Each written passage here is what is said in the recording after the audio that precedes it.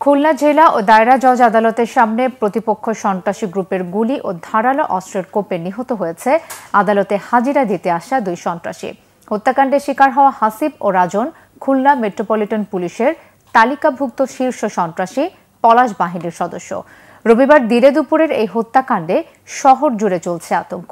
5 আগস্টের পর এ নিয়ে খুলনা মহানগরে 46 জন নিহত হয়েছে। আতিয়ার পারভেজের রিপোর্টে বিস্তারিত।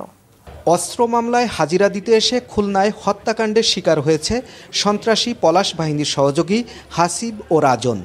তাদেরকে মাথায় অস্ত্র ঠেকিয়ে গুলি ও ধারালো অস্ত্র দিয়ে কুপিয়ে হত্যা করা হয়। পরিস্থিতি বুঝে ওঠার আগেই খুনিরা হেলমেট পরে মোটর সাইকেলে পালিয়ে যায়। পুলিশ সিসিটিভি ফুটেজ সংগ্রহ করে খুনিদের শনাক্ত করার চেষ্টা করছে।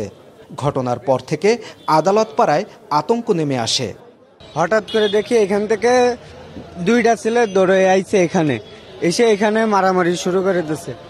তার 2 সেকেন্ড পরেই ফাঁকা গুলির আওয়াজ পাইছি। সাদা গেঞ্জি পরা আর কালো গেঞ্জি পরা দুইটা ছেলে দৌড়ে চলে যাইতে দেখছি।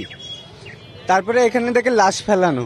দেখি দুইটা মোটর সাইকেল আইসে এই জায়গা থেকে ভিড়ে মানে একটু মাথা পাশে আইসে প্রথম গুলি করছে, সাইপে ধরে আগে গুলি করছে। 5টা গুলি করছে, আমরা দোতলা বসে দেখছি এই জায়গা খাড়াই। তারপর এদিকে এরা ভাঙে ছিল দৌড়, সবার মাথায় হেলমেট পরা ছিল। প্রকাশ্যে দিবালোকে মানুষ মারতেছে, মানুষের খুন করতেছে, কেউ কারো জিজ্ঞেস করতেছে না, প্রশাসন দেখতেছে না। ভয় লাগে, সবসময় ভয়, রাস্তাঘাটে বেরোলেই ভয় লাগে। পুলিশ প্রশাসন কি করবে? কেউ তো বর্তমানে কোনো দল ক্ষমতায় না, যার ইচ্ছে মতো কাজ করতেছে। খুনিদের ধরতে পুলিশ কাজ শুরু করেছে বলে জানিয়েছে কেএমপি।